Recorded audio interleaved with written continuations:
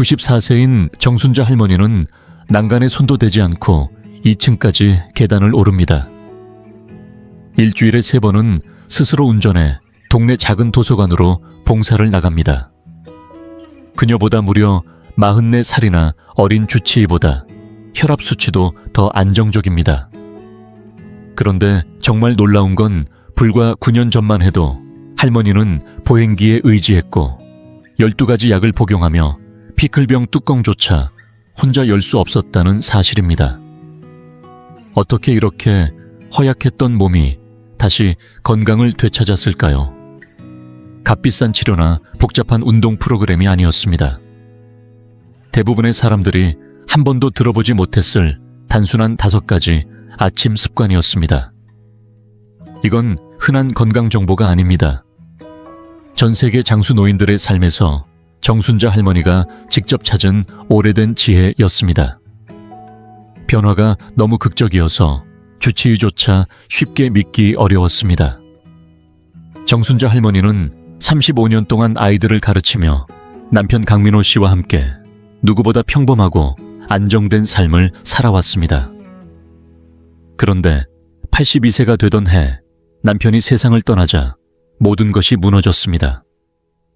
깊은 우울감에 빠졌고 요리를 멈춘 채 체중은 16kg이나 늘었으며 결국 당뇨와 관절염까지 찾아와 몸을 움직이는 것조차 고통이 되었습니다. 85세에는 12가지 약을 복용하며 보행기를 쓰고 다녀야 했고 성인이 된 자녀들에게도 짐이 되는 듯한 기분에 자주 괴로웠습니다. 결정적인 계기는 단순한 파스타 소스 병 뚜껑 하나를 열지 못해 이웃에게 도움을 청해야 했던 어느 저녁이었습니다. 그날 밤 할머니는 자존심도 희망도 바닥난 채로 모든 것을 바꿔보기로 마음먹었습니다. 이후 세계 각국의 장수 어르신들이 어떻게 스스로 건강을 지키고 살아가는지를 하나하나 찾아보기 시작했습니다. 그 과정에서 알게 된 사실들에 스스로도 놀랐고 그녀의 변화는 주변 사람들 모두를 놀라게 했습니다. 혈당 수치는 8,200에서 5.9로 떨어졌고 늘었던 체중은 원래대로 돌아왔으며 약은 8가지나 줄였고 보행기도 더 이상 필요하지 않게 되었습니다. 80이 넘은 지금 당신에게 가장 큰 건강 고민은 무엇인가요? 정순자 할머니의 삶을 바꾼 이 5가지 아침 습관이 어쩌면 당신에게도 같은 기적을 가져다 줄 수 있을지 모릅니다. 그리고 이건 엄격한 식단이나 힘든 운동 이야기가 아닙니다. 첫 번째 아침 습관은 너무 간단해서 효과가 있을까 싶은 행동이었지만 알고 보면 놀라운 과학이 숨어 있었습니다.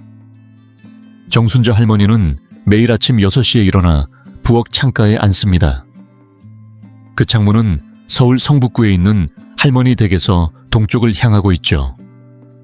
선글라스도 안경도 쓰지 않은 채 15분 동안 자연 햇빛을 그대로 눈으로 받아들이며 미지근한 물 한 컵을 천천히 마십니다. 이렇게 아침 햇살을 직접 눈으로 받아들이면 우리 몸에서는 놀라운 변화가 일어납니다. 몸속 생체시계의 중심인 식욕차 상핵이 활성화되어 적절한 시간에 코르티솔이 분비되고 멜라토닌은 억제됩니다. 특히 나이가 들수록 생체 리듬이 약해지기 때문에 이 과정은 매우 중요합니다. 과거 정순자 할머니는 밤새 4-5번씩 깨고 아침엔 머리가 멍하고 오후엔 낮잠을 자야 하루를 겨우 버티셨습니다. 그래서 수면제를 복용했고 깨어 있으려고 커피도 하루에 4잔이나 마셨죠. 하지만 이 간단한 아침 루틴을 6주간 실천하자 할머니는 7시간을 푹 자고 자연스럽게 개운하게 눈을 뜨게 되었습니다. 할머니의 주치의는 깜짝 놀랐고 결국 수면제 처방을 완전히 중단했습니다. 하지만 이 습관에는 중요한 포인트가 있습니다.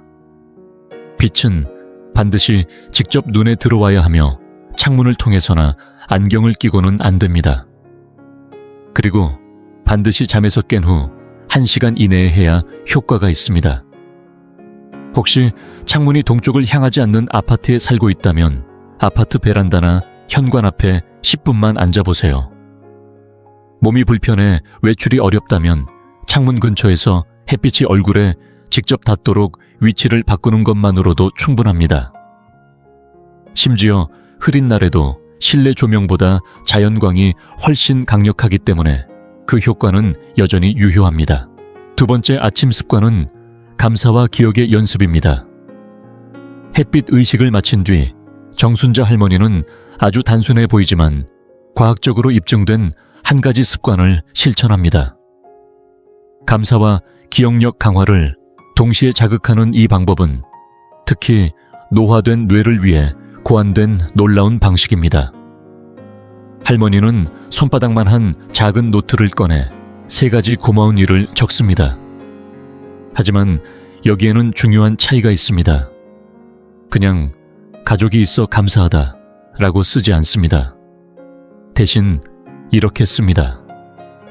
손자 민수이가 내 오래된 보석함 안에 숨겨진 칸을 처음 발견했을 때 깔깔 웃던 소리. 그 웃음소리가 복도에 퍼지던 그 순간 두 눈이 반짝였던 표정이 아직도 선해요. 이건 단지 기분 좋은 글쓰기가 아닙니다. 뇌과학이 뒷받침하는 실천입니다. 심리학자 한상우 박사의 연구에 따르면 감각이 담긴 긍정 기억을 적극적으로 떠올릴 때 뇌의 회로가 재구성되며 주변의 긍정적인 신호를 더 쉽게 인식하게 됩니다. 정순자 할머니도 이 습관을 가장 힘들었던 시기에 시작했습니다.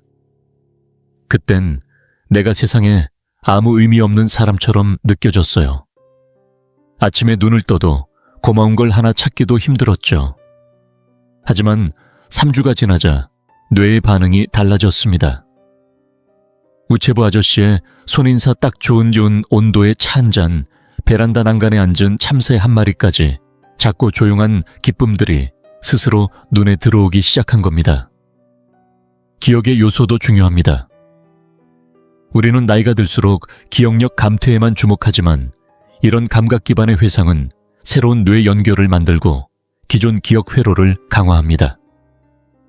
할머니는 점점 예전 일뿐 아니라 새로운 정보도 잘 기억하게 되었고 이웃의 이름 열쇠 놓았던 위치 대화 중 들었던 이야기들도 선명하게 떠올랐습니다. 감정적인 변화도 즉각적이었습니다. 자신의 삶에 다시 연결되는 느낌이 들었고 고립감도 줄어들었습니다. 관절이 불편하거나 시력이 좋지 않다면 소리내어 말하거나 음성인식 앱을 활용해보세요. 중요한 건 감각입니다. 냄새 소리, 질감, 온도, 그 순간의 분위기까지. 지금 떠올리는 당신만의 소중한 기억은 무엇인가요? 지금 이 순간 당신의 뇌는 이미 변화를 시작한 겁니다. 그리고 이제부터 정말 흥미로운 이야기가 펼쳐집니다. 세 번째 아침 습관은 많은 사람들이 매일 아침 무심코 반복하지만 실제로는 하루 내내 기력을 빼앗는 행동에 대한 이야기입니다. 정순자 할머니도 예전에는 대부분의 사람들과 같았습니다.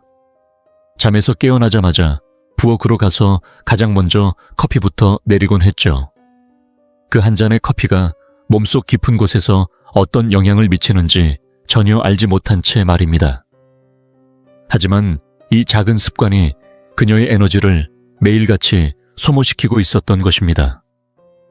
그런데 할머니는 그 흐름을 완전히 바꾸는 새로운 루틴을 찾았습니다.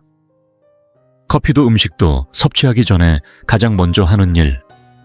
미지근한 물 500ml에 소량의 천일염과 신선한 레몬즙을 넣어 천천히 마시는 겁니다. 이 간단한 행위가 왜 중장년층에게 그토록 중요한 걸까요? 밤새 6시간에서 8시간 동안 잠을 자고 나면 우리 몸은 심각할 정도로 탈수된 상태입니다. 혈액은 끈적해지고 관절은 뻣뻣해지며 뇌는 수분 부족으로 수축되기 시작하죠. 이런 상태에서 카페인을 바로 섭취하면 부신이 과하게 자극되고 염증 반응이 더 심해집니다. 정순자 할머니는 일본 오키나와 장수 어르신들의 물 마시는 습관을 연구하며 이 원리를 알게 되었고 자신의 아침 루틴에 그대로 적용했습니다. 그 결과는 놀라웠습니다. 단 2주 만에 관절 통증이 눈에 띄게 줄어들었고 매일 아침마다 몇 시간씩 지속되던 뻣뻣함도 일어난 직후 사라졌습니다. 따뜻한 물은 혈액순환을 촉진시켜주고 소금은 노년층에게 부족하기 쉬운 전해질을 보충해줍니다. 또한 레몬은 소화를 돕고 자연스러운 비타민C 공급원이 됩니다. 하지만 할머니에게도 한 가지 걱정이 있었습니다. 아침마다 화장실을 자주 가지 않을까 하는 불안감이었죠. 그러나 결과는 반대였습니다. 오히려 몸이 물을 흘려보내는 게 아니라 스스로 흡수하는 법을 배운 느낌이었어요. 핵심은 물의 온도와 타이밍입니다. 찬물보다 미지근한 물이 훨씬 빠르게 흡수되고 커피를 30분 뒤에 마시도록 유예함으로써 이 수분이 몸 안에서 충분히 활용될 수 있게 됩니다. 정순자 할머니는 매일 밤 자기 전 유리병에 이 특별한 물을 미리 준비해둡니다. 냉기가 돌지 않도록 상온에 두고 아침에 그 유리병을 보는 순간 바로 마시는 것이 신호가 되는 거죠. 만약 아침에 약을 복용해야 한다면 이 수분 루틴과 함께 복용 가능한지 의사와 상담해보는 것이 좋습니다. 당신의 하루 첫 음료는 무엇인가요? 혹시 커피차 한 번쯤 바꿔보세요. 작은 변화 하나가 하루 에너지를 완전히 바꿀 수 있다는 것. 정순자 할머니의 몸이 이미 증명해주고 있습니다. 그런데 이제부터가 정말 중요합니다. 네 번째 습관은 단 2분이면 되지만 대부분의 사람이 그냥 지나쳐버리는 행동입니다. 하지만 이 간단한 실천이야말로 심각한 낙상을 막을 수 있는 열쇠가 될 수도 있습니다. 네 번째 아침 습관은 단순한 스트레칭이 아닙니다. 그것은 하루를 위한 예열이며 정순자 할머니가 자신에게 부여한 아주 특별한 의식입니다. 할머니는 침대에서 일어나기 전에 반드시 10분 동안 조용히 하지만 집중력 있게 몸을 깨우는 시간을 가집니다. 이건 운동이라기보다 하루를 살아내기 위한 몸과 마음의 준비입니다.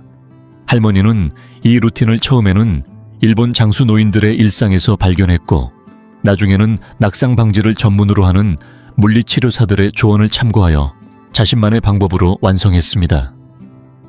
정순자 할머니는 이렇게 말합니다.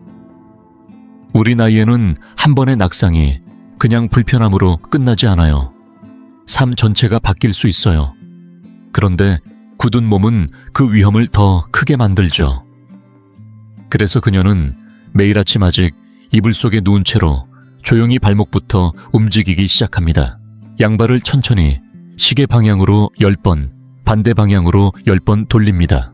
이 간단한 동작이 말초 혈관을 깨워주고 균형 감각을 관장하는 센서를 부드럽게 활성화시킵니다. 그 다음에는 무릎을 가슴 쪽으로 천천히 당깁니다. 오른쪽 다리부터 양손으로 무릎을 끌어안듯이 당기고 15초간 멈춥니다. 그리고 다시 왼쪽. 이건 자는 동안 굳어진 엉덩이 앞쪽 근육, 즉 고관절 굴곡근을 풀어주는 동작입니다. 이 부위가 뻣뻣하면 한 걸음 내딛는 것도 위태롭죠. 그 후에는 누운 상태 그대로 양어깨를 돌립니다. 앞으로 10번, 뒤로 10번. 이건 스마트폰과 책을 오래 본 삶의 결과로 굽어진 어깨를 펴주는 동작입니다. 정순자 할머니는 이 동작을 할 때마다 내가 나 자신을 다시 세우는 느낌이라고 표현합니다. 그리고 목도 가만히 두지 않습니다. 오른쪽 왼쪽 천천히 시선을 옮기며 고개를 돌리고 머리맡을 바라보듯 위를 발끝을 보듯 아래를 찬찬히 움직입니다. 이건 목 근육뿐 아니라 어지럼증 예방에도 좋다고 합니다. 마지막으로 할머니는 깨움의 미소라 부르는 동작을 합니다. 양손과 발끝 손가락을 30초간 가볍게 흔들면서 혈액순환을 촉진시키는 마무리 동작입니다. 몸 전체가 조용히, 그러나 확실히 깨어나는 순간이죠. 이 루틴에는 깊은 과학이 숨어 있습니다. 밤새 잠을 자는 동안 관절 속 윤활액은 점성이 높아지고 움직임은 뻑뻑해지기 마련입니다. 그런 상태에서 갑자기 일어나 걷거나 움직이면 균형이 무너지고 부상이 생기기 쉽습니다. 하지만 이렇게 조심스럽고 체계적으로 몸을 풀면 마치 엔진에 기름을 넣듯 관절이 부드럽게 돌아가기 시작합니다. 정순자 할머니의 물리치료사는 할머니의 균형 감각과 유연성이 눈에 띄게 향상된 점에 깊은 인상을 받았다고 합니다. 그러나 진짜 시험은 6개월 전 서울 종로구 시장 앞에서 벌어졌습니다. 비온 다음 날 젖은 나무집 위를 지나던 할머니가 미끄러졌지만 놀랍게도 넘어지지 않았습니다. 고관절 유연성과 균형 감각이 순간적으로 반응해 몸이 자동으로 중심을 바로잡았던 겁니다. 그때 넘어졌다면 아마 고관절이 부러졌을지도 몰라요. 이 습관이 저를 요양병원 대신 집으로 지켜줬어요. 할머니는 그날 이후 이 루틴의 소중함을 더 깊이 느끼게 되었죠. 물론 모든 사람에게 동일한 동작이 가능한 것은 아닙니다. 어깨가 불편하다면 가능한 범위 내에서만 움직여도 됩니다. 고관절이 아프다면 무릎을 가슴 쪽으로 당기는 대신 다리를 이불 위에서 살짝 밀어내는 방식으로 대체할 수 있습니다. 류마티스나 관절염이 심한 분들은 아픈 동작은 과감히 생략하고 편안한 움직임 위주로 하셔도 충분합니다. 정순자 할머니는 가장 중요한 원칙으로 이렇게 말합니다. 완벽하게 하는 게 중요한 게 아니에요. 오늘 하루를 살아낼 수 있도록 몸에게 신호를 주는 거죠. 어떤 날은 루틴 전체를, 어떤 날은 발목 돌리기와 손가락 흔들기만 합니다. 매일 같은 시간 침대 옆 협탁 위에 놓인 작은 타이머가 신호가 되고, 이 아침 의식은 자연스럽게 하루의 시작을 알립니다. 혹시 당신도 아침마다 몸이 뻣뻣하고 움직이기 어려우신가요? 그 뻣뻣함은 보통 얼마나 오래 지속되시나요? 그 경험을 댓글로 나눠보세요. 왜냐하면 이제 5번째 아침 습관이 등장하거든요. 조금은 논란이 있을 수도 있지만 많은 연구자들이 정순자 할머니의 놀라운 장수 비결 중 하나로 꼽는 중요한 실천입니다. 정순자 할머니의 마지막 아침 습관은 어쩌면 그녀 인생에서 가장 근본적인 변화를 가져온 실천이었습니다. 예전에는 자신이 아무 의미도 없는 사람처럼 느껴졌고 가족조차도 의무감으로 전화를 걸어오는 듯해 마음이 외로웠습니다. 하지만 이 습관을 시작하면서 정순자 할머니는 점차 세상에 꼭 필요한 존재로 다시 태어나기 시작했습니다. 그녀가 하는 일은 거창하지 않습니다. 매일 아침 감사 노트를 덮고 난 후 같은 노트의 한 구석에 딱 5분만 투자해 오늘 하루 자신이 누군가에게 베풀 수 있는 작고 구체적인 행동 한 가지를 적는 것입니다. 언젠가 나중에가 아닌 오늘 실천할 수 있는 단 한 가지입니다. 이 습관을 막 시작했을 때 할머니는 자신에게 과연 무엇을 줄 수 있는 능력이 남아있을까 자문했다고 합니다. 이 나이에 병원 다니는 것 외에는 할 수 있는 게 뭐가 있을까? 남에게 도움은커녕 폐만 끼치고 있는 건 아닐까? 그런 회의감 속에서 할머니가 처음 적은 행동은 너무나도 작고 조심스러웠습니다. 근처에 혼자 사는 이웃 박 여사에게 전화해 병원 진료는 잘 다녀오셨는지 물어보는 일이었죠. 그녀는 솔직히 그 일이 어떤 의미가 있을지 반신반의했습니다. 그런데 뜻밖의 일이 벌어졌습니다. 박 여사는 전화를 받고 한참을 말없이 있다가 울음을 터뜨렸습니다. 그 누구도 자신에게 그런 질문을 해준 적이 없었노라며 마음이 너무 따뜻했다고 말했죠. 그 작은 전화 한 통이 두 사람의 일상에 조용한 물결을 일으켰습니다. 그날 이후 박 여사는 매일 아침 정순자 할머니에게 먼저 안부 문자를 보내기 시작했고 할머니는 다시 다른 이웃에게 채소를 나누고 젊은 교사에게 교직 생활의 조언을 해주는 등 점차 주변과 깊이 연결되기 시작했습니다. 불과 6개월 만에 정순자 할머니는 마을의 연결자가 되었습니다. 누군가 도움이 필요하면 가장 먼저 떠올리는 사람이 되었고, 할머니 스스로도 자신의 존재가 누군가에게 힘이 된다는 사실을 체감하면서 삶의 활기를 되찾았습니다. 이 습관의 뒷받침이 되는 과학도 주목할 만합니다. 서울대 보건과학연구소의 발표에 따르면 삶의 목적을 뚜렷하게 지닌 사람은 그렇지 않은 사람보다 인지기능 저하 위험이 44% 낮고 치매 발병 가능성도 절반 이하로 줄어든다고 합니다. 또한 오키나와의 장수 연구에 따르면 매일 자신만의 이끼가이 살아가는 이유를 실천하는 사람들은 평균 수명이 7년 이상 길었다고 보고되었습니다. 하지만 단지 오래 사는 것만이 전부는 아닙니다. 이런 작고 구체적인 목적 있는 하루는 염증 수치를 낮추고 면역력을 높이며 수면의 질을 개선하고 삶의 만족도를 현저히 끌어올리는 효과가 있습니다. 이 변화는 단지 할머니 자신만의 느낌이 아니었습니다. 아들과 딸은 할머니와의 통화에서 목소리에 생기가 돌고 대화의 깊이가 달라졌음을 느꼈고, 주치의는 최근 진료에서 정순자 할머니의 자세와 활력이 예전보다 확연히 좋아졌다고 평가했습니다. 심지어 단골로 가는 반찬가게 아주머니도 요즘 얼굴이 환하게 빛나요 라고 말할 정도였습니다. 그 핵심은 구체성과 일상성입니다.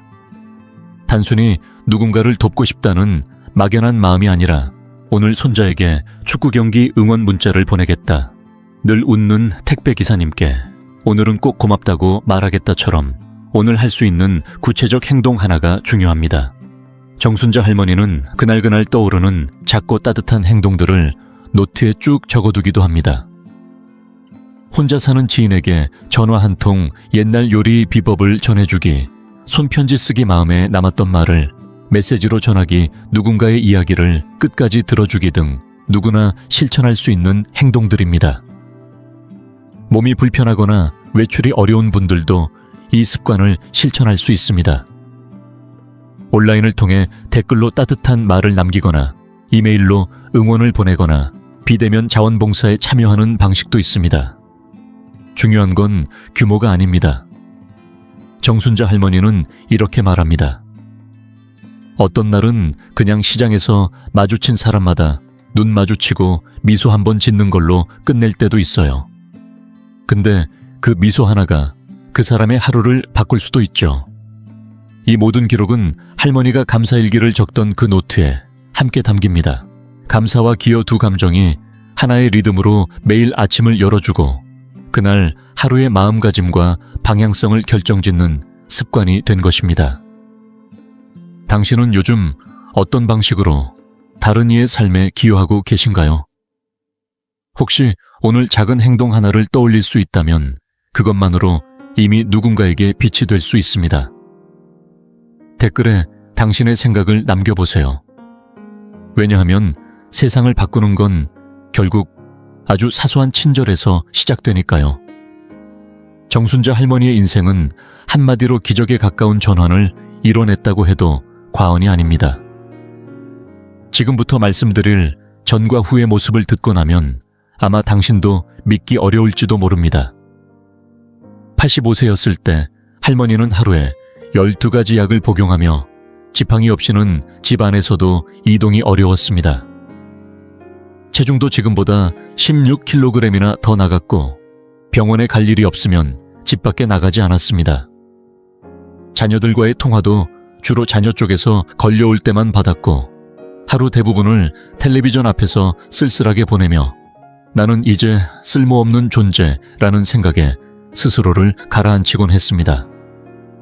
당시 혈당 수치는 당뇨 전 단계인 8,200였고 관절통은 일상처럼 따라다녔으며 수면제 없이는 단 몇 시간조차 깊은 잠을 자지 못했습니다. 그런데 지금 94세의 정순자 할머니는 완전히 다른 삶을 살고 계십니다. 복용하는 약은 이제 단 4가지뿐이며 지팡이 없이 혼자 운전해서 일주일에 3번이나 성북구 작은 도서관에서 자원봉사를 하고 계십니다. 당뇨 수치는 정상 범위인 5.9로 내려갔고 식단 조절이나 다이어트 없이도 체중은 자연스럽게 감량되었습니다. 무엇보다 밤에는 수면제 없이 7시간 이상 깊이 잠들고 아침에는 개운한 기분으로 눈을 뜨고 계십니다. 관절통도 예전보다 80% 이상 줄어들었습니다. 하지만 이 모든 변화는 단지 몸의 회복으로만 끝나지 않습니다. 진짜 놀라운 건 정순자 할머니가 다시 사람들 속으로 걸어 들어갔다는 사실입니다. 지금의 할머니는 동네에서 30명 넘는 사람들과 관계를 맺고 있는 마을의 소통 중심축입니다. 젊은 교사들에게 온라인으로 멘토링을 해주고 마당 한켠에 작은 텃밭을 가꾸며 이웃들과 나누고 심지어 외국인 이웃과 더 깊이 소통하고 싶어 최근에는 스스로 한국어 회화 교실까지 찾아다니기 시작하셨습니다. 최근 건강검진에서 주치의는 놀라움을 감추지 못했습니다. 심혈관 건강은 70대 초반 수준이고 인지력 역시 수십 년은 더 젊은 사람과 비슷한 수준이라는 겁니다. 이 모든 변화의 비결은 고가의 치료나 복잡한 건강 프로그램이 아닙니다. 오히려 놀라울 정도로 단순하고 누구나 실천 가능한 5가지 아침 습관이 조화를 이루며 삶의 리듬을 바꾸어 놓은 것입니다. 햇살 의식은 수면을 바로잡고 감사와 기억 훈련은 뇌를 깨우며 따뜻한 수분 섭취는 염증을 줄이고 몸풀기 루틴은 낙상의 위험을 막고 매일의 목적은 삶의 활력을 불어넣습니다. 이 5가지가 매일 아침 정순자 할머니의 하루를 차분하게 그리고 깊이 있게 시작하게 만들어주고 있는 것이죠. 정순자 할머니는 조용히 이렇게 말합니다. 이제는 그냥 사는 게 아니에요. 몇십 년 만에 비로소 진짜 살아있는 느낌을 받고 있어요. 이제 제가 당신께 하나의 작은 제안을 드리고 싶습니다. 할머니가 실천한 5가지 아침 습관 중 하나만 골라 단 7일만 실천해보세요. 처음부터 다 바꾸려 하지 마세요. 정순자 할머니도 그렇게 하지 않으셨습니다. 혹시 불면증에 시달리신다면, 햇살 의식부터 관절 통증이 있으시다면 수분 섭취 루틴부터 시작해보세요.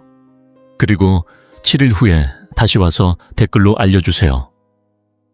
아침이 덜 피곤했는지, 밤에 잠이 좀 더 깊었는지, 하루가 조금 더 가벼웠는지 아주 작은 변화라도 좋습니다.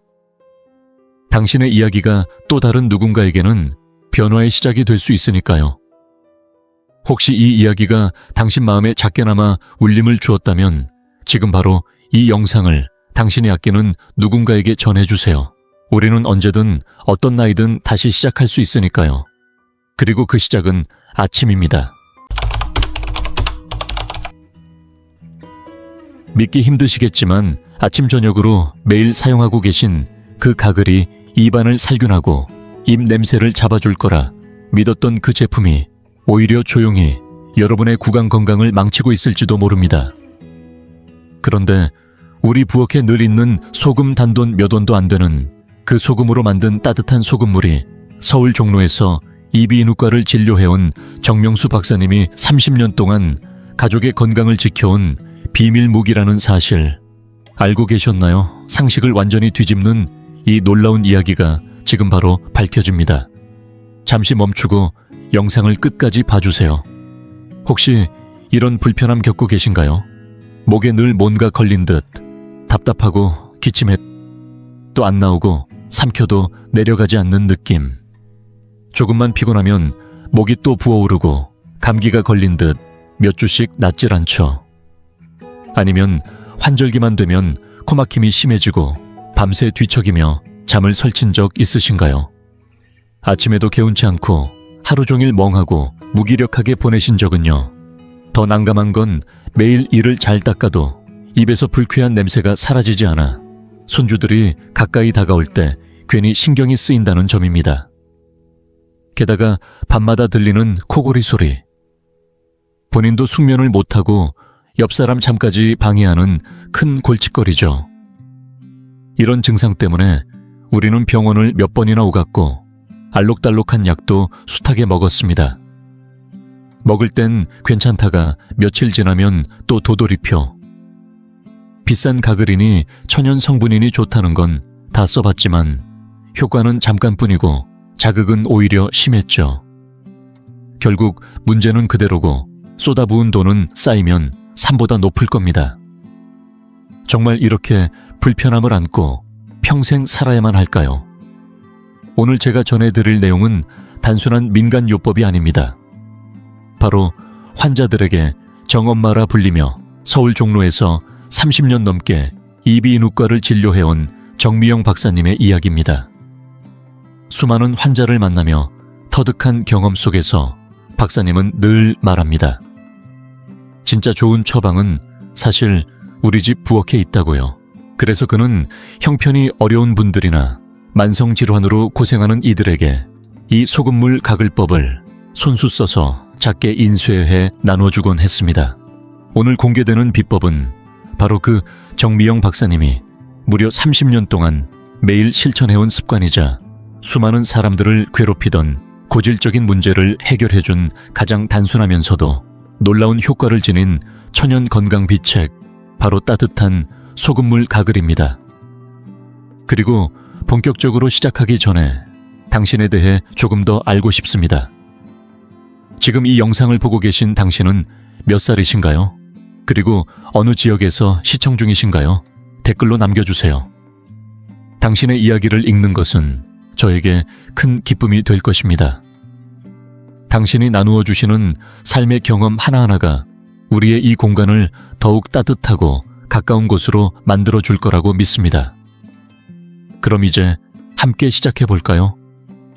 정미영 박사님의 비밀을 공개하기에 앞서 우리가 반드시 짚고 넘어가야 할 중요한 질문이 하나 있습니다. 도대체 우리의 적은 누구일까요? 알고 계셨나요? 우리의 입안과 목구멍은 사실상 연중무휴로 전쟁이 벌어지고 있는 최전선입니다. 이곳은 따뜻하고 습기가 가득하며 우리가 하루 세끼 먹는 음식 찌꺼기들이 항상 남아있기에 세균과 바이러스에게는 그야말로 최고급 휴양지라 해도 과언이 아닙니다. 수천 수만 마리의 세균이 이곳에 자리 잡고 살고 있습니다. 그 중에는 이로운 균도 있고 해로운 균도 있죠. 우리 몸이 튼튼하고 휴식이 충분할 때는 좋은 균들이 용감한 경비병처럼 나서서 나쁜 균들의 활동을 억제하며 건강한 균형을 유지해줍니다. 그러나 우리가 밤늦게까지 깨어있거나 스트레스를 많이 받거나 단 음식이나 기름진 음식을 과하게 먹게 되면 이 균형은 순식간에 무너져 버립니다. 마치 군량과 무기를 손에 넣은 적군처럼 나쁜 균들은 그때를 틈타 미친 듯이 증식하기 시작합니다. 그들은 각종 독소와 산성 물질을 내뿜어 우리의 목을 공격하고 염증과 붉은 부종을 유발합니다. 또한 그들은 우리의 치아를 부식시켜 충치를 만들어내고 음식 찌꺼기를 분해하면서 악취나는 황화물들을 발생시키는데 바로 그것이 우리가 흔히 말하는 입 냄새입니다. 그런데 더 큰 문제는 입과 연결된 비강에도 이 나쁜 균들이 넘어간다는 점입니다. 코 안쪽까지 침투한 나쁜 균들은 염증을 일으키고 기존의 비염이나 축농증 같은 코 질환을 더욱 악화시켜버립니다. 이제 감이 오시죠? 끈질긴 인후통 만성비염 멈추지 않는 입 냄새. 이 모든 고질적인 증상의 공통된 원인은 바로 우리 안에서 통제력을 잃은 나쁜 균의 대군이라는 사실입니다. 그렇다면 많은 분들이 이렇게 말씀하실 수도 있습니다. 나는 이미 강력한 가글을 사서 쓰고 있는데 광고에서는 90%의 세균을 없앤다고 하던데요. 하지만 여러분, 바로 그 생각이 오늘 우리가 뒤집어야 할 첫 번째 고정관념입니다. 집에서 매일 사용하는 그 가글이 어쩌면 여러분의 건강을 조용히 해치고 있을 수도 있다는 사실 알고 계셨나요? 왜 제가 이렇게 단호하게 말할 수 있냐고요? 그것은 바로 서울 종로에서 30년 넘게 이비인후과를 운영해온 정미영 박사님의 확실한 임상 경험에서 비롯된 것입니다. 정 박사님은 시중에서 판매되고 있는 각을, 제품들이 지닌 3가지 심각한 문제점을 명확히 지적하셨습니다. 첫째, 알코올 함량 과다입니다. 시중에 판매되는 많은 강력한 가글은 청량감과 시원한 자극을 주기 위해 다량의 알코올을 첨가합니다. 하지만 이 알코올은 우리의 여리고 민감한 입안 점막을 심하게 자극합니다.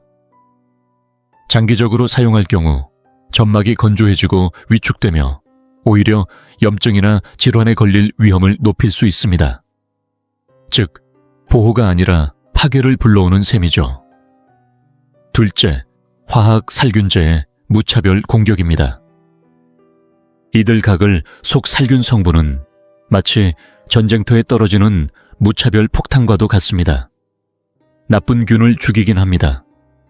그러나 동시에 우리 입속 건강을 지키는 소중한 좋은 균들까지 몽땅 없애버립니다.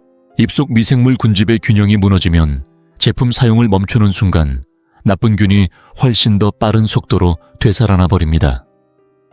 그래서 가글을 하면 잠깐은 괜찮은데 금방 다시 문제 생긴다는 말을 자주 듣게 되는 겁니다. 셋째는 근본적인 해결 없이 일시적인 가림 효과만 준다는 점입니다. 화학 가글의 대부분은 강한 박하향으로 입냄새를 덮어버리는 방식입니다. 하지만 이것은 겉으로 드러나는 증상만 잠시 숨겨줄 뿐 입안 환경을 개선하는 데에는 전혀 도움이 되지 않습니다. 오히려 장기적으로 의존하게 되면 입안은 스스로 균형을 맞추고 방어하는 능력을 잃게 되어 쉽게 세균에 노출되는 연약한 상태로 변해갑니다. 여기까지 들으셨다면 아마 속으로 이럴 수가 하며 한숨을 쉬셨을지도 모르겠습니다. 우리가 건강을 지키기 위해 비싼 돈을 들여 사온 그 가글이 사실은 입안에 숨어든 건강의 암살자일 수도 있다는 사실, 이제는 더 이상 외면할 수 없습니다. 그렇다면 이제 궁금해지실 겁니다. 혹시 좋은 균은 그대로 살려두면서 나쁜 균만 정확하게 겨냥해 제거하고 더 나아가 우리 입안 환경 자체를 근본적으로 바꿔줄 수 있는 방법은 없을까요? 있습니다.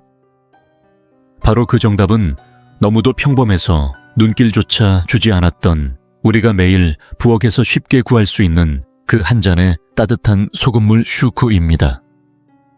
그런데 이 소박한 한 잔이 어떻게 그런 힘을 가질 수 있는 걸까요? 이 뒤에는 단순하지만 엄청난 과학 원리가 2가지나 숨어 있습니다. 첫 번째 원리는 바로 고삼투압 수분 제거 작용입니다.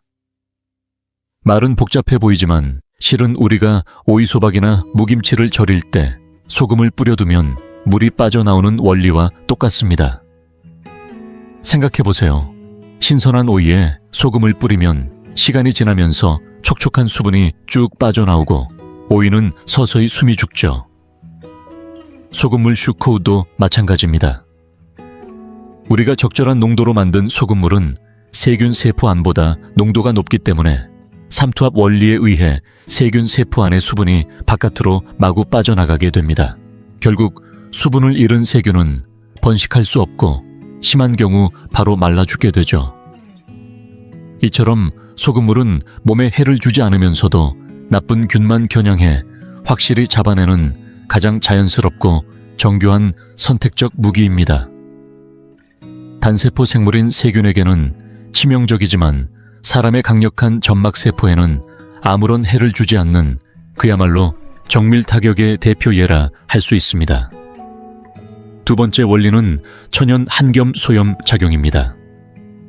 목이 부었을 때 불쾌하고 따끔거리는 이유는 바로 우리 점막 조직에 염증이 생겨 그 부위에 체액이 몰려들고 물이 차올라 생기는 붓기 때문입니다. 그런데 따뜻한 소금물은 이 붓기를 밖으로 빼주는 가장 효과적인 배수팀 역할을 해줍니다. 소금물의 삼투압은 점막 조직에 쌓인 과도한 체액을 끌어내어 빠르게 부기를 가라앉히고 동시에 따뜻한 온도는 그 부위의 혈액순환을 활발하게 해 염증을 일으킨 노폐물들을 씻어내며 회복을 촉진시킵니다. 마치 발목을 삐었을 때 따뜻한 소금물에 발을 담그면 통증이 가라앉고 붓기가 빠지는 것과 똑같은 이치입니다. 이 따뜻한 소금물 슈구는 단순히 입안을 헹구는 것이 아니라 우리의 목을 속속들이 청소하고 피로한 점막에 마치 온천 마사지처럼 치유의 손길을 건네주는 청결한 정리자 역할을 하는 것입니다. 지금 이 영상을 계속 시청하고 계시고 저희가 나눈 이야기들이 정말 유익하다고 느껴지신다면 댓글에 숫자 3번을 남겨주세요. 그 한 글자가 당신께서 여전히 저희와 함께하고 계시다는 따뜻한 신호가 되어 큰 힘이 됩니다. 아직 채널을 구독하지 않으셨다면 지금 구독 버튼을 누르시고 알림 설정도 함께 해주세요. 앞으로 올라올 소중한 영상들을 놓치지 않으실 수 있습니다. 당신의 응원은 저희에게 큰 힘이 됩니다. 당신 덕분에 저희는 정보를 전하고 마음을 나누며 조금이나마 희망의 빛을 전할 수 있는 영상을 계속 만들 수 있습니다. 앞으로도 저희와 함께 걸어가 주세요. 감사합니다. 여기서 저는 꼭 여러분께 정미영 박사님이 직접 들려준 바로 그녀의 곁에서 실제로 일어난 놀라운 이야기를 전하고 싶습니다. 서울 성북구에서 진료하는 정 박사님의 바로 옆집에 사는 70대 중반의 김영호 어르신은 주변에서도 소문이 자자한 만성질환자였습니다. 무려 20년 넘게 만성기관지염과 알레르기성 비염으로 고생하셨고 아침마다 목이 꽉 막힌 듯한 답답함에 기침을 하다 보면 가슴이 찢어지는 듯한 고통을 느꼈다고 합니다. 밤에는 코가 막혀 숨쉬기가 어려워 늘 입을 벌리고 자야 했고 그로 인해 심한 코골이로 아내 되시는 김 여사님도 늘 옆방에서 따로 자야 했습니다. 본인 스스로도 내 인생 절반은 휴지 찾는 데 썼다 할 정도로 코와 목으로 인한 불편은 일상이 되어 있었죠. 병원을 옮겨다니며 한약도 수차례 복용했고 각종 분무기며 세척기도 써봤지만 그저 잠깐뿐 증상은 조금 나아지는 듯하다 다시 심해지기를 반복했습니다. 돈은 돈대로 들어가고 고생은 끝이 없었습니다. 그러다 보니 어느 순간부터는 이제 내 인생은 그냥 이렇게 사는 거구나 하는 체념까지 생기셨다고 합니다. 그러던 어느 날 동네 복지관에서 열린 건강 강좌에서 정미영 박사님을 우연히 만나게 된 김 어르신은 참다 못해 그간의 고통을 토로하셨고 박사님은 조용히 웃으며 이렇게 말씀하셨다고 합니다. 김 선생님, 제가 돈 한 푼 안 드는 방법 하나 알려드릴게요. 제 말 믿고 한 번만 해보세요. 그렇게 정 박사님은 김 어르신께 소금물로 입을 헹구고 코를 세척하는 방법을 아주 자세하게 하나하나 알려드렸습니다. 처음 들었을 때는 어르신도 반신반의했다고 합니다. 그 비싼 약도 소용없었는데 소금물 한 잔으로 나을 수 있다고 하는 의심이 당연히 들었겠지요. 하지만 박사님의 확신에 찬 태도와 어차피 공짜니까 한번 해보자는 생각으로 그날부터 매일 실천하기 시작하셨다고 합니다. 기적은 조용히 그러나 분명히 찾아왔습니다. 처음 일주일은 딱히 특별한 변화가 없었지만 김 어르신은 해도 해가 되는 건 없잖아 라며 마음을 놓고 계속 이어갔습니다. 그리고 3주쯤 지난 어느 날 아침에 일어나 보니 목에 가득 차 있던 가래가 눈에 띄게 줄어든 것을 느꼈고 기침도 덜 나왔습니다. 2달째가 되자 김 여사님께서 먼저 변화에 감탄하셨습니다. 여보, 요즘 코 고는 소리가 정말 줄었어요. 코도 훨씬 덜 막힌 것 같고요. 그때부터 김 어르신은 더욱 적극적으로 실천하셨고 3달이 되던 아침 본인 스스로 깜짝 놀랐다고 합니다. 몇십 년 만에 처음으로 가볍고 시원한 호흡을 하며 상쾌하게 하루를 시작할 수 있었던 겁니다. 물론 완전히 비염이 사라진 것은 아니었지만 예전처럼 계절만 바뀌면 악화되던 증상들이 눈에 띄게 줄어들었고 그해 가을은 처음으로 약 없이도 평온하게 넘기셨다고 합니다. 지금 김 어르신은 사람만 만나면 정미영 박사님의 그 한 잔 소금물 이야기를 빼놓지 않으십니다. 그 어떤 명약도 정 박사님의 소금물 슈코우만큼 효과가 좋지는 않더라고. 내 목을 살리고 코를 살리고 내 잠자리를 살렸지. 우리 부부 사이도 말이야. 다시 가까워졌어. 여러분 보셨죠?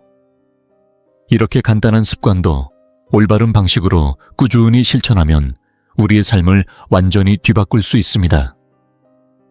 이건 단순히 입과 코의 변화가 아닙니다.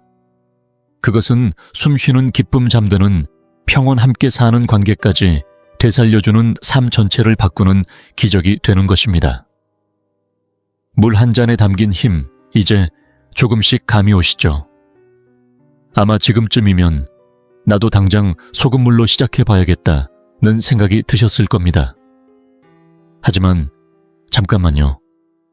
아무리 좋은 방법이라도 제대로 된 규칙이 따라줘야 효과가 배가 됩니다. 많은 분들이 소금물 각을 해봤는데 별 효과 없던데요 라고 말씀하시는데 그건 거의 대부분 다음에 소개할 3가지 중요한 실수를 저질렀기 때문입니다. 정미영 박사님은 항상 말합니다. 작은 디테일이 성패를 가른다고요. 자, 지금부터 소개하는 3가지 황금 원칙은 꼭 적어두세요. 제대로만 하면 효과가 무려 10배는 더 커집니다. 첫 번째 황금 법칙, 바로 소금의 농도입니다. 이게 가장 중요하면서도 동시에 가장 많은 분들이 헷갈려하는 부분입니다. 대부분의 사람들은 소금을 많이 넣을수록 살균이 더 잘도 되겠지 라고 생각하시지만 그건 정말 위험한 오해입니다. 정 박사님은 단호하게 경고합니다. 농도가 너무 진한 소금물은 오히려 입안과 목점막을 심하게 자극하고 손상시킬 수 있다고요. 촉촉해야 할 점막이 오히려 수분을 빼앗기고 입안이 마르고 따갑고 심하면 상처까지 생길 수 있습니다. 결국 몸에 좋은 걸 하려다 독이 되는 셈이죠. 그렇다면 가장 이상적인 황금 비율은 무엇일까요? 바로 미지근한 물, 220ml의 소금 4분의 1 작은 술입니다. 그 250ml는 우리가 평소에 쓰는 유리컵 1컵 분량이고 4분의 1 작은 술은 집에서 국물 떠먹을 때 쓰는 작은 숟가락에 소금을 아주 살짝만 담는 정도로 무게로 따지면 약 1.5금 정도 됩니다. 이 비율은 우리 몸속 체액 농도와 가장 유사한 등장 용액을 만들어줘서 가장 순하고 안전하면서도 효과적인 농도입니다. 그럼 고혈압 환자도 괜찮을까요? 하고 걱정하시는 분도 있을 겁니다. 정 박사님은 분명히 말합니다. 걱정하지 않으셔도 됩니다. 단 꼭 지켜야 할 조건 하나.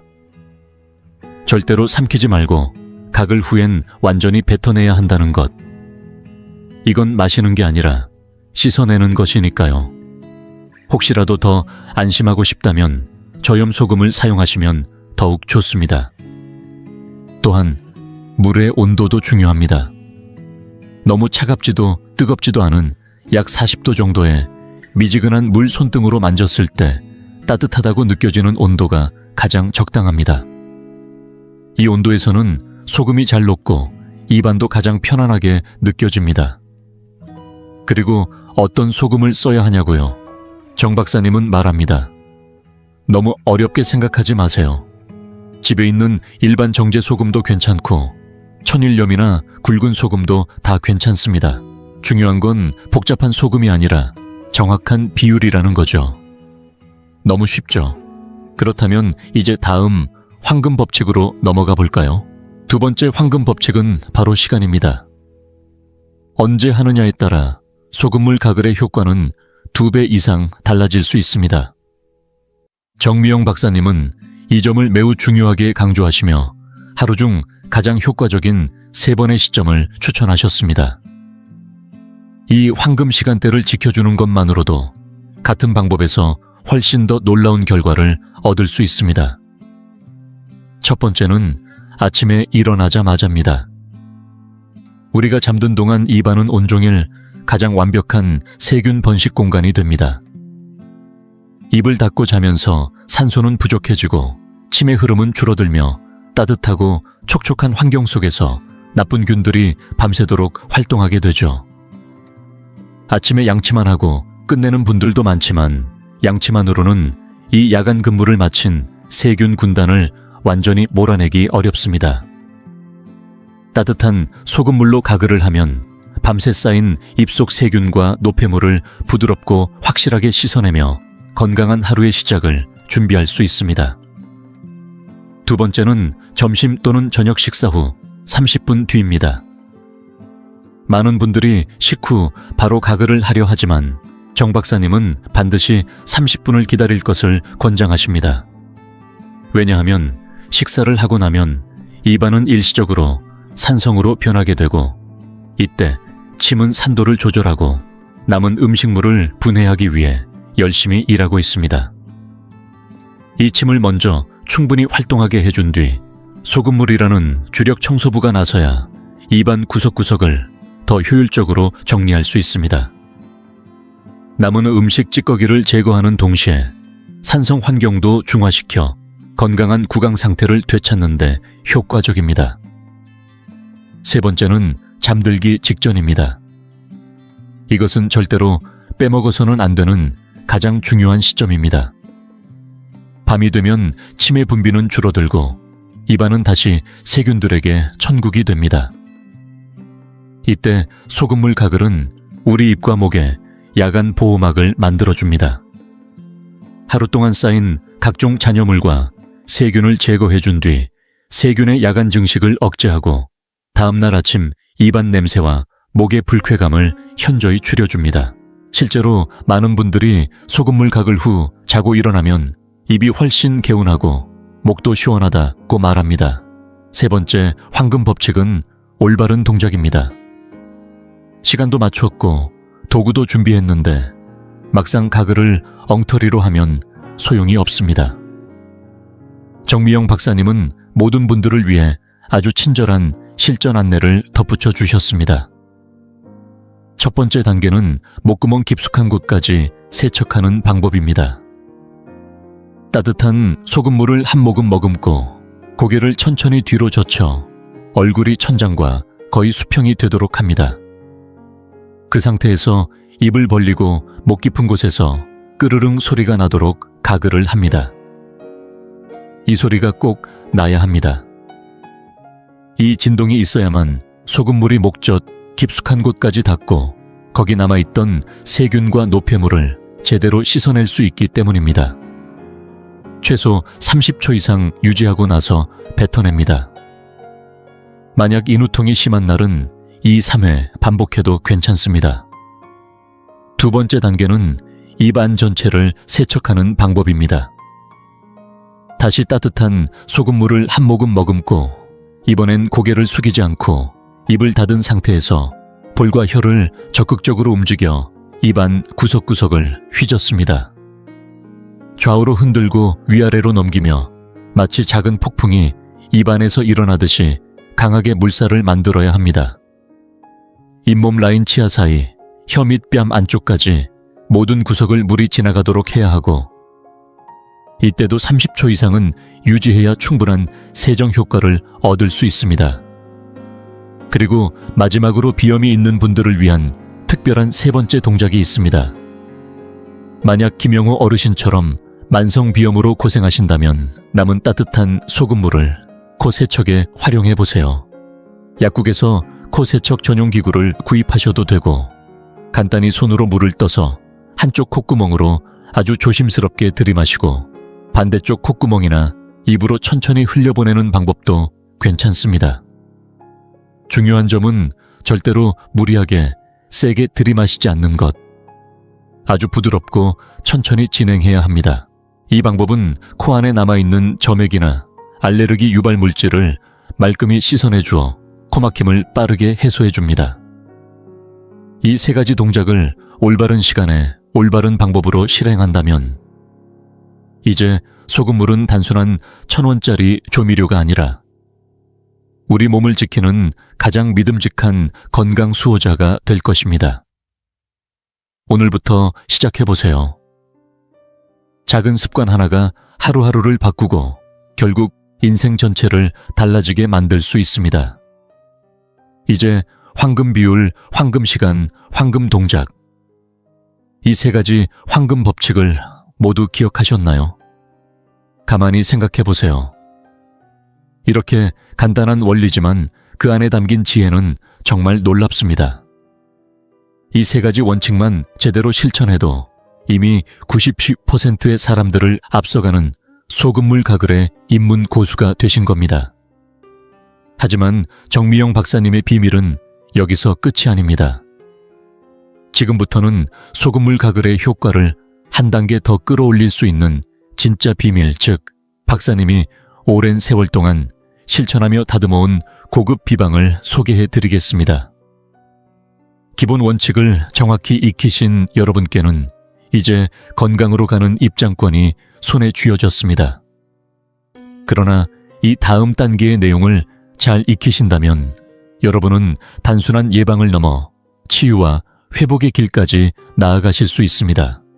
박사님은 집에서 쉽게 구할 수 있는 세 가지 비밀 무기를 통해 이 평범한 소금물을 특수한 목적에 맞게 업그레이드하는 방법을 전수해 주셨습니다. 첫 번째 무기는 바로 생강즙, 즉 목 통증의 강력한 해결사입니다. 혹시 평소에 자주 목이 건조하거나 따갑고 말을 조금만 많이 해도 금세 쉰 목소리가 나오는 분 계신가요? 특히 교사 상담사, 강사 판매직처럼 하루 종일 말해야 하는 직업을 가진 분들에게는 이 생강이 구세주처럼 느껴질 수도 있습니다. 생강에는 몸을 따뜻하게 하고 염증을 가라앉히는 강력한 성분이 들어있는데 특히 매운맛을 내는 진저롤이라는 성분은 이미 여러 의학 연구를 통해 천연 소염제와 같은 효과를 내낸다는 것이 밝혀졌습니다. 이 성분은 염증 부위에만 선택적으로 작용하여 붓기와 통증을 빠르게 줄여주고 혈액순환을 촉진하여 목 안의 한기와 답답함을 시원하게 풀어줍니다. 방법도 아주 간단합니다. 생강을 얇게 한 조각 썬 뒤 강판이나 즙 짜는 도구를 이용해 몇 방울의 신선한 생강즙을 짜서 따뜻한 소금물 한 컵 220ml에 떨어뜨리고 잘 저어줍니다. 그 상태로 각을 하면 목 깊은 곳까지 따뜻하고 알싸한 생강 기운이 퍼지면서 마치 따끈한 찜질팩을 목 안에 덮어주는 듯 단 편안함을 느끼실 수 있을 겁니다. 정미영 박사님이 소개한 실제 사례도 있습니다. 성북구의 한 중학교에서 국어를 가르치던 이정훈 선생님은 수년간 만성 인후염으로 고생하셨습니다. 특히 학기 초나 시험 기간처럼 말을 많이 해야 하는 시기에는 수업 2시간만 해도 목소리가 완전히 잠겨버려 수업이 어려울 정도였다고 합니다. 병원도 다니고 약도 써봤지만 매번 일시적이었고 뾰족한 해결책이 없던 그는 정 박사님의 권유로 생강 소금물 가글법을 2주간 꾸준히 실천해봤습니다. 그 결과 목소리의 맑음이 눈에 띄게 달라졌고 하루 종일 수업을 진행해도 예전처럼 쉰 소리가 나지 않아 큰 감동을 받았다고 합니다. 이 선생님은 지금도 내겐 이 한 컵이 최고의 보약입니다. 목캔디보다 훨씬 낫습니다. 라고 말하며 생강 소금물 가글을 주변에 널리 추천하고 계십니다. 단순한 소금물에 불과했던 그 한 잔이 이렇게 생강이라는 재료 하나만 더해줘도 목을 살리고 생활의 질을 바꾸는 강력한 치유의 도구가 됩니다. 지금 이 순간에도 목이 칼칼하거나 자주 목소리가 잠긴다면 바로 오늘부터 시작해보세요. 여러분의 목소리와 일상이 얼마나 달라지는지 직접 체험하시게 될 겁니다. 두 번째, 비밀 무기는 바로 베이킹소다 충치와 입냄새를 막아주는 산성 방어막입니다. 혹시 단 음식을 좋아하시거나 커피나 홍차처럼 산성 음료를 자주 드시나요? 혹은 이유 없이 입안이 시큼하거나 입냄새가 신경 쓰인 적은 없으신가요? 그런 분들에게 정미영 박사님이 추천하는 해결책이 바로 따뜻한 소금물에 베이킹소다를 아주 소량 섞어 각을 하는 방법입니다. 왜 하필 베이킹소다일까요? 우리가 앞서 말했듯이 단 음식이나 전분이 풍부한 음식은 입속에서 세균에 의해 분해되면서 산을 만들어냅니다. 이 산은 시간이 지나면 치아를 부식시켜 충치를 유발하고 세균이 분해하며 발생시키는 휘발성 물질은 입냄새의 주범이 됩니다. 베이킹소다는 알칼리성이 강한 물질로 산성 환경과 만나면 화학적으로 즉각 중화 반응을 일으킵니다. 이 반응은 마치 입안에 불이 붙었을 때 소화기를 들이대는 것처럼 산성을 억제하고 pH 균형을 중성 또는 약알칼리로 돌려놓습니다. 그 결과로 치아 부식 위험이 현저히 낮아지고 세균이 번식하기 어려운 환경이 조성되기 때문에 입냄새의 원인도 자연스럽게 사라지게 됩니다. 말 그대로 베이킹소다는 입안 속 보이지 않는 산성 방화벽 역할을 하는 셈이죠. 사용 방법도 매우 간단합니다. 따뜻한 소금물 한 컵에 손가락 2개로 살짝 집을 만큼의 아주 소량의 식용 베이킹소다를 넣고 잘 섞은 뒤 각을 하면 됩니다. 특히 단 음식이나 커피 산성 음료를 마신 직후에 사용하면 가장 효과적입니다.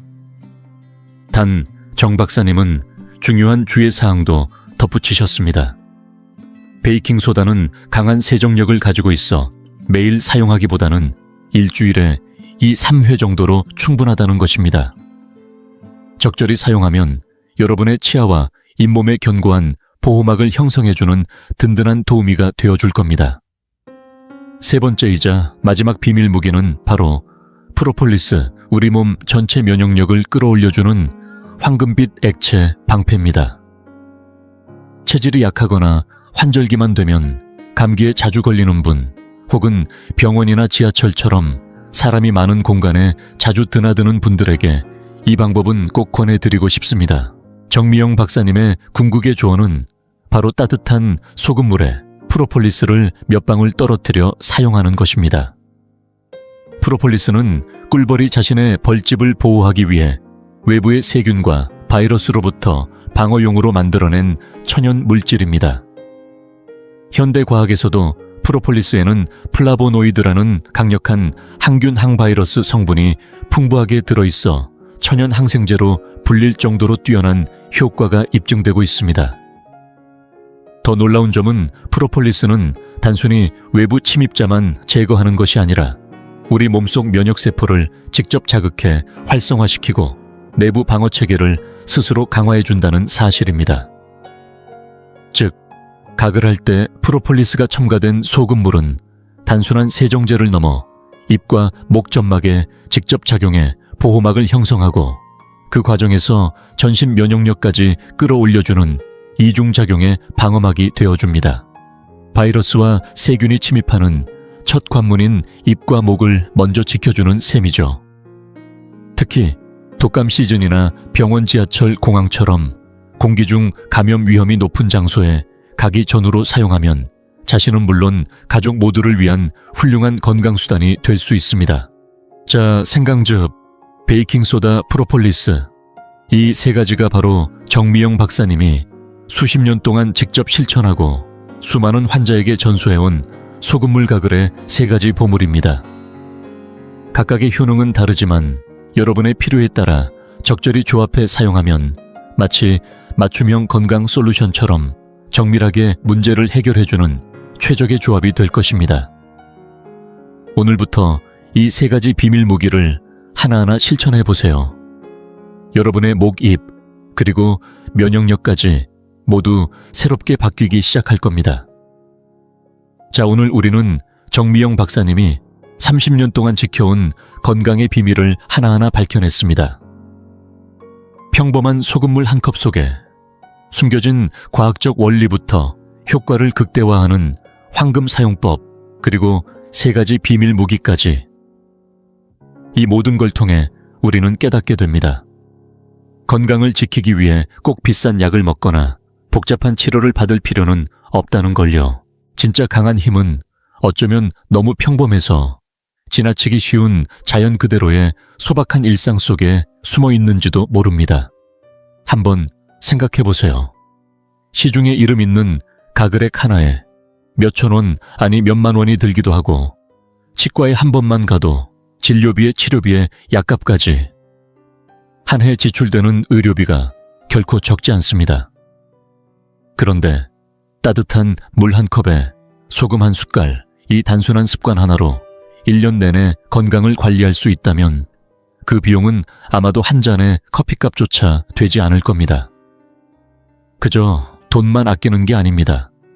병원에 다니며 쓰는 시간, 아픈 몸으로 견뎌야 하는 고통, 그 모든 것을 함께 아껴주는 소중한 지혜입니다. 정 박사님이 자주 하시던 말이 있습니다. 가장 뛰어난 의사는 나 자신이고 가장 좋은 약은 좋은 습관입니다. 소금물 가글이라는 작은 습관. 그건 단순히 입을 헹구는 행동이 아닙니다. 그것은 나를 돌보는 태도이며 스스로 건강을 책임지는 성숙한 자세입니다. 누구 대신 해줄 수 있는 일이 아닙니다. 건강은 스스로의 손으로 하루하루 쌓아 올리는 삶의 결실입니다. 그러니 망설이지 마세요. 지금 당장 부엌으로 가서 당신과 사랑하는 가족을 위한 첫 번째 소금물을 정성껏 준비해 보세요. 매일매일 이 습관을 이어가다 보면 어느 순간 건강과 장수의 문이 조용히 당신 앞에 열릴 겁니다. 오늘부터 우리 함께 이 소중한 한 컵에 소금물을 높이 들어올립시다. 내 몸을 위한, 내 삶을 위한, 나의 내일을 위한 한 잔. 맑은 목소리, 편안한 숨결, 튼튼한 이 깨끗한 숨결, 그리고 활짝 웃는 100세 인생을 향해 우리 모두의 건강을 위하여 건배.